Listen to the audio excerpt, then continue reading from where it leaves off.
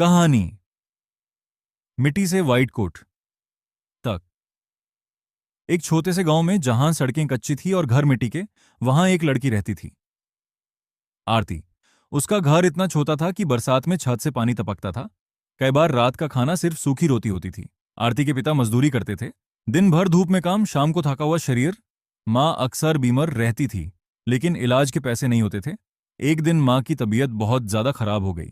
गांव के सरकारी हॉस्पिटल में कोई डॉक्टर नहीं था। पिता माँ को लेकर कई किलोमीटर पैदल चले। रास्ते में माँ बार बार बेहोश हो रही थी। आरती माँ का हाथ पकड़कर सिर्फ एक ही बात सोच रही थी, काश मैं डॉक्टर होती। माँ बच तो गई, लेकिन उस रात आरती के दिल में एक सपना पैदा हो गया। सपना नहीं, जिद। उस दिन के बाद आरती ने पढ़ाई को अपनी जिंदगी बना ली। स्कूल डोर था, चप्पल फाती हुई थी, किताबें पुरानी थी, लेकिन हौसला बिल्कुल नया था। गांव के लोग हंसते थे, गरीब घर की लड़की डॉक्टर बनेगी, लड़कियों का काम थोड़ी ना होता है ये। आरती चुप रहती थी। वो जानती थी जवाब वक्त देगा। दिन में स्कूल, शाम को पिता के साथ काम। हार मानना आसान था। आरती ने सरकारी लाइब्रेरी ज्वाइन की, फ्री ऑनलाइन लेक्चर्स देखे, पुराने नोट्स इकट्ठा किए। पहली बार नीट दिया, फेल। लोग बोले, देखा, हमने कहा था। उस रात आरती बहुत रोई, लेकिन अगले दिन फिर से किताब खोली।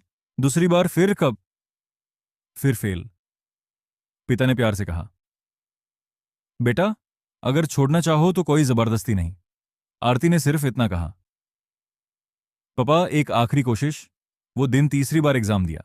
दिल जोर जोर से धड़क रहा था। रिजल्ट आया। आरती का नाम लिस्ट में था, गवर्नमेंट मेडिकल कॉलेज, एमबीबीएस। उस दिन वही गांव, वही लोग, आज तालियां बजा रहे थे।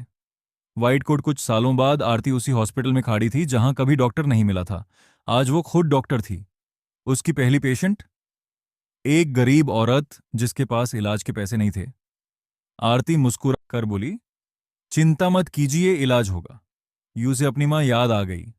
अंत नहीं, शुरुआत। आरती जानती थी ये कहानी सिर्फ उसकी नहीं है, ये हर उस लड़की की कहानी है जिसे कहा जाता है, तुम नहीं कर सकती। लेकिन सच ये है, जब सपना जिद बन जाता है तो हालात भी हार मान लेते हैं।